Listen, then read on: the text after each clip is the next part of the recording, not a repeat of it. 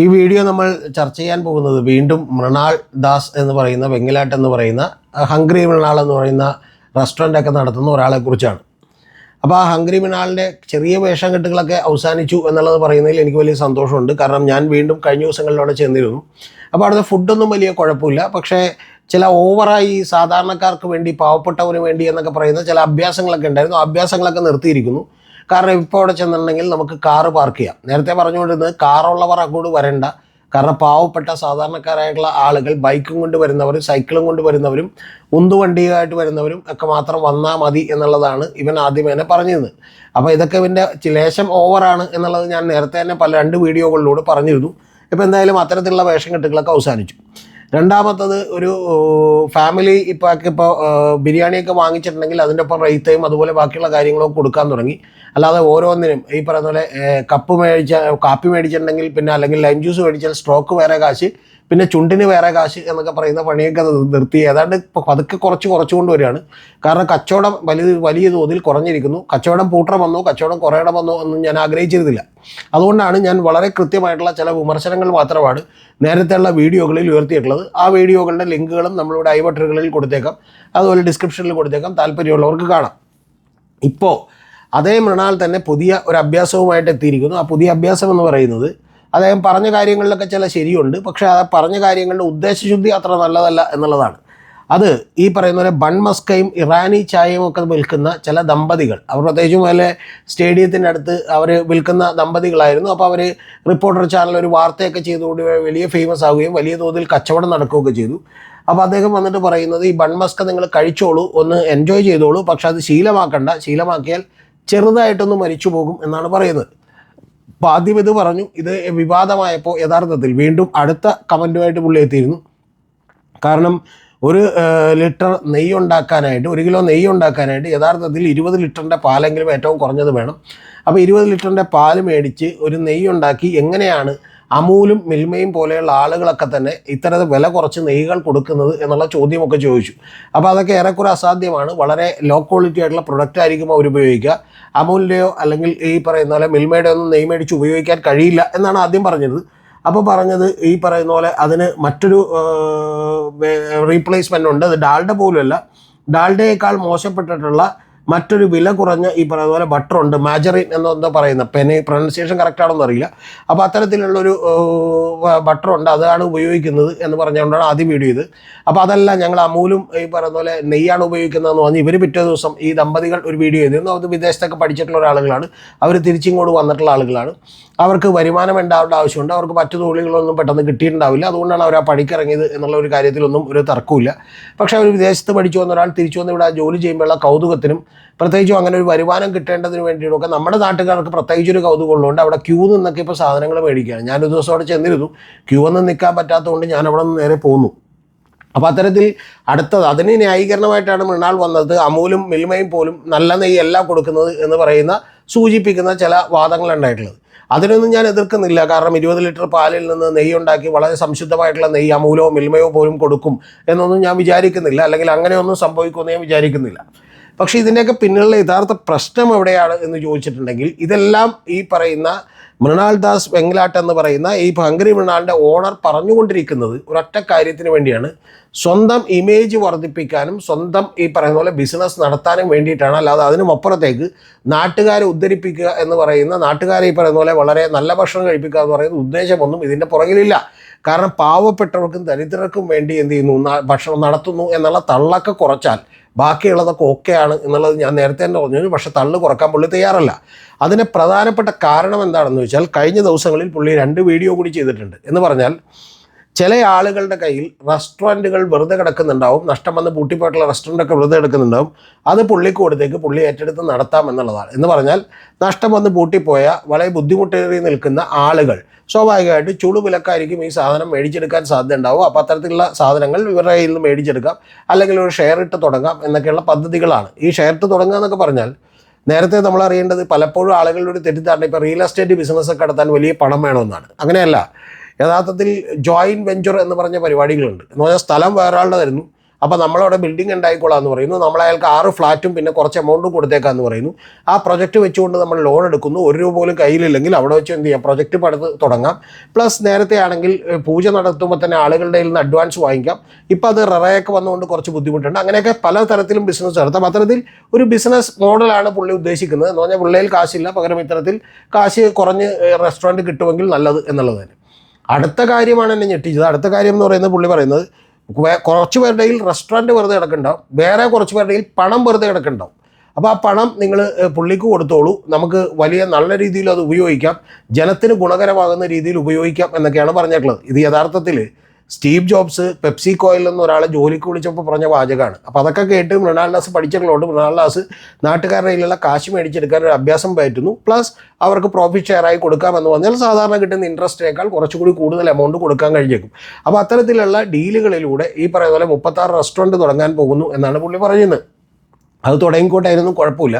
പക്ഷേ ഞാൻ ഇപ്പോഴും മൃണാളിനോട് പറയുന്നു, മൃണാൾ ആകെയുള്ള കുഴപ്പമെന്ന് പറഞ്ഞാൽ ഈ തള്ള് നിർത്തിയാൽ ബാക്കിയുള്ളതെല്ലാം ഓക്കെയാണ്. റെസ്റ്റോറൻറ്റ് കൊടുത്തു തുടങ്ങിക്കോളൂ, എന്നിട്ട് ആവശ്യമുള്ള സാധനം ആവശ്യമുള്ളവരൊന്ന് മേടിച്ചോളും.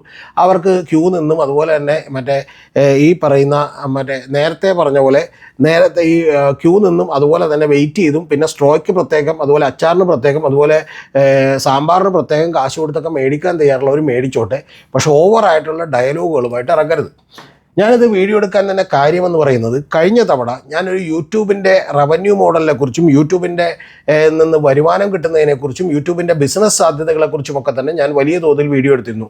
അത് യൂട്യൂബ് എന്ന് മാത്രമല്ല, യൂട്യൂബിൻ്റെ ഇൻസ്റ്റാഗ്രാമിൻ്റെയൊക്കെ ബിസിനസ് സാധ്യതകളാണ്. ഞാൻ വളരെ കൃത്യമായി പറഞ്ഞിരുന്നു, ഏതാണ്ട് വലിയ തോതിൽ 1.5 ബില്യൺ ഇൻഡസ്ട്രിയാണ് ഇപ്പോൾ ഇന്ത്യയിൽ അതെന്ന് പറഞ്ഞിരുന്നു. 32 ലക്ഷം കോടി രൂപയുടെ സാധനങ്ങൾ വിറ്റഴിയുന്നത് ഈ പറയുന്ന ആളുകൾ നടത്തുന്ന റീലുകളിലൂടെയും അതുപോലെ അതുപോലെ യൂട്യൂബ് വീഡിയോസിലൂടെയുമാണ് എന്ന് പറഞ്ഞാൽ നിങ്ങൾക്കിപ്പോൾ വിശ്വസിക്കാൻ ബുദ്ധിമുട്ട് തോന്നും. നിങ്ങൾ കാണുന്ന പല റീലുകളും ഉണ്ടല്ലോ, ഇപ്പോൾ ഡ്രസ്സ്, ചുരിദാറുകൾ, ഷർട്ട്, പാൻറ്റ്, ഇതിൻ്റെ റീലുകളൊക്കെ നിങ്ങൾ കാണുന്നു. അവരെല്ലാം യഥാർത്ഥത്തിൽ വെറും യൂട്യൂബേഴ്സോ വെറും ഇൻഫ്ലുവൻസേഴ്സോ വെറും ഇൻസ്റ്റാഗ്രാം ഇൻഫ്ലുവൻസേഴ്സ് മാത്രമല്ല, അവർ യഥാർത്ഥത്തിൽ ന്യൂ ഏജ് സെയിൽസ് ഫോഴ്സാണ്. അതായത് പുതിയ കാലത്തെ സെയിൽസ് ഫോഴ്സാണ്. അങ്ങനെയുള്ള 2.5 ലക്ഷം ആളുകൾ വലിയ തോതിൽ വരുമാനം ഉണ്ടാക്കുന്നുണ്ട്. അവരിലൂടെ ഏതാണ്ട് 32 ലക്ഷം കോടി രൂപയുടെ ഐറ്റംസാണ് ഇവിടെ വിറ്റഴിയുന്നത് എന്ന് നിങ്ങൾ മനസ്സിലാക്കണം. ഏതാണ്ട് 300 ബില്യൺ, ഈ പറയുന്ന 1.5 ബില്യൺ ഇൻഡസ്ട്രിയാണ് ഇപ്പോൾ 13,588 കോടിയാണ്. മിക്കവാറും അടുത്ത തവണയിലേക്ക് എത്തുമ്പോൾ അത് 350 ബില്യൺ കൺസ്യൂമർ പ്രൊഡക്റ്റ്, അതായത് 31.64 ലക്ഷം കോടി രൂപയുടെ കൺസ്യൂമർ പ്രൊഡക്റ്റ് ഇത്തരത്തിലുള്ള ആളുകൾ വഴിയാണ് വിറ്റഴിയുന്നത്. നിങ്ങൾ പോലും അറിയാതെ നിങ്ങൾ അതിൻ്റെയൊക്കെ കൺസ്യൂമേഴ്സായി മാറിക്കൊണ്ടിരിക്കുകയാണ്. അവരുടെ വാച്ചുകൾ, അവരുടെ ആഭരണങ്ങൾ, അവരുടെ ചുരിദാറുകൾ, അവരുടെ ഈ പറയുന്ന പോലെ ഡ്രസ്സുകളൊക്കെ നിങ്ങൾ അറിയാതെ വാങ്ങിച്ചുകൊണ്ടിരിക്കുകയാണ്. ഇതിനി കൂടാൻ പോവുകയാണ്. 2030 എത്തുമ്പോഴേക്കും ഇത് 3 ഇരട്ടിയായി കൂടിക്കൊണ്ട് 90 ലക്ഷം കോടി രൂപയുടെ വരുമാനത്തിലേക്ക് അവർ എത്തുമെന്നാണ് പറഞ്ഞിട്ടുള്ളത്. എന്ന് പറഞ്ഞാൽ അത്ര വലിയ തോതിൽ ഇത് ബിൽഡ് ചെയ്തുകൊണ്ടിരിക്കുകയാണ് എന്നുള്ളത് ചുരുക്കം. എന്ന് പറഞ്ഞാൽ 350 ബില്യൺ, 1 ട്രില്യനായി, അതായത് ഒരു 2030 എത്തുമ്പോൾ ഇപ്പോൾ 350 ബില്യൺ US$ കച്ചവടം നടക്കുന്നുവെങ്കിൽ അത് 1 ട്രില്യൺ US$ കച്ചവടം നടക്കുന്ന ലെവലിലേക്ക് 2030 എത്തിച്ചേരും. അപ്പോൾ ഇത്തരത്തിൽ എത്തിച്ചേരുന്ന വരുമാനം ഉണ്ടാക്കുന്ന ആളുകളൊക്കെ തന്നെ പലതരത്തിൽ വരുമാനം ഉണ്ടാകുന്നുണ്ട്. ഒന്ന് ഇൻസ്റ്റാഗ്രാം യൂട്യൂബേഴ്സിന് വീഡിയോ ഇട്ട് അത് കാണുന്ന വഴി ഉണ്ടാകുന്ന വരുമാനം. പക്ഷേ ആ വരുമാനമൊക്കെ വളരെ കുറവാണ്. അതിനേക്കാൾ കൂടുതൽ ആളുകൾ സ്പോൺസേഡ് ആയിട്ടുള്ള പരസ്യങ്ങൾ കൊടുക്കുന്ന വരുമാനമാണ്. പക്ഷെ അതിൽ നമുക്കത് പരസ്യമാണെന്ന് പോലും മനസ്സിലാവില്ല. പക്ഷെ അവർ ഈ ഡ്രസ്സുകൾ ഇടുകയും അവർ വാച്ചുകൾ കെട്ടുകയും അവർ മോതിരം ഇടുകയും അവർ കമ്മലിടുകയും അവർ ജീൻസ് ഇടുകയും അവർ ടീഷർട്ട് ഇടുകയും ഒക്കെ ചെയ്തുകൊണ്ട് നമ്മളോട് വർത്തമാനം പറയും. അതെല്ലാം തന്നെ സ്പോൺസേഡ് ആയിട്ടുള്ള പരിപാടികളാണ്.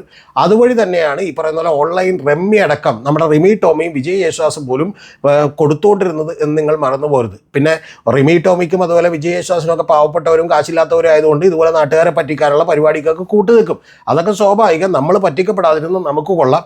അതിൻ്റെ ചെറിയൊരു വേർഷനാണ് യഥാർത്ഥത്തിൽ മൃണാൾ ദാസ് എന്ന് പറയുന്നത്. മൃണാൾ ദാസ് ഒക്കെ ചെയ്യുന്നത് അടുത്തൊരു വേരിയൻ്റ് ആണ്. എന്ന് പറഞ്ഞാൽ വലിയ തോതിൽ ആദ്യം സമൂഹ മാധ്യമങ്ങളിലൊക്കെ തന്നെ ഇൻഫ്ലുവൻസേഴ്സായി മാറുകയും വലിയ തോതിൽ ഫോളോവേഴ്സ് ഉണ്ടാവുകയും ചെയ്തതിന് ശേഷം അവരുടേതായിട്ടുള്ള ബ്രാൻഡുകൾ ഉണ്ടാക്കി വിൽക്കാം. അതാണ് ഏറ്റവും വലിയ ബിസിനസ്, ഏറ്റവും വലിയ റവന്യൂ എന്ന് പറയുന്നത്.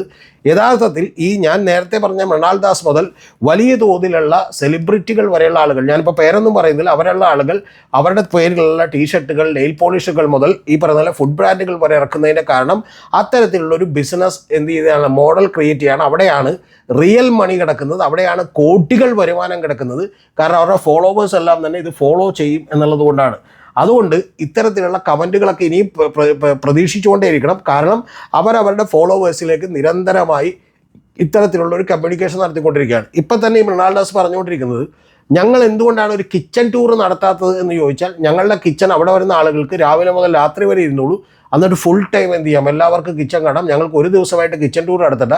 കിച്ചൺ ടൂർ നടത്തുന്ന ആളുകളൊക്കെ തന്നെ തട്ടിപ്പുകാരാണ്. കാരണം അവർ മഹാഭൂരിപക്ഷം പേരും ആ ദിവസത്തേക്ക് വേണ്ടി മാത്രം പുതിയ സാധനങ്ങൾ എടുക്കുകയും ക്ലീൻ ചെയ്യുകയും അതെല്ലാം തന്നെ പിറ്റേ ദിവസം രാവിലെ തന്നെ തിരിച്ചു കൊടുക്കുകയും ചെയ്യും. അല്ലാതെ അതൊന്നും വെച്ചല്ല അവർ കറി ഉണ്ടാക്കുന്നത്, ഫുഡ് ഉണ്ടാക്കുന്നത് എന്നുള്ളതാണ്. ഇതിൽ മൃണാൾ ദാസ് ഏറ്റവും അവസാനം പറഞ്ഞു വെക്കുന്ന ഒരു കാര്യമെന്ന് പറയുന്നത്, അതുമൊക്കെ ശരിയായിരിക്കാം, ഇല്ലെന്ന് ഞാൻ പറയുന്നില്ല. അത് അദ്ദേഹം പറയുന്നത്, അദ്ദേഹത്തിൻ്റെ കടയിൽ നിന്ന് പല ആളുകളും അദ്ദേഹം ഉപയോഗിച്ച് കഴിഞ്ഞ വെളിച്ചെണ്ണ അതെവിടെയെങ്കിലും കളയണ്ടേ, ആ കളയുന്നത് അദ്ദേഹം യഥാർത്ഥത്തിൽ മറ്റൊരാൾക്ക് കൊടുക്കുകയാണ് ചെയ്യുന്നത്. ആ വെളിച്ചെണ്ണ എന്ന് പറയുന്നത് 55 രൂപ എന്നാണ് ഇവർ എടുത്തുകൊണ്ട് പോകുന്നത്.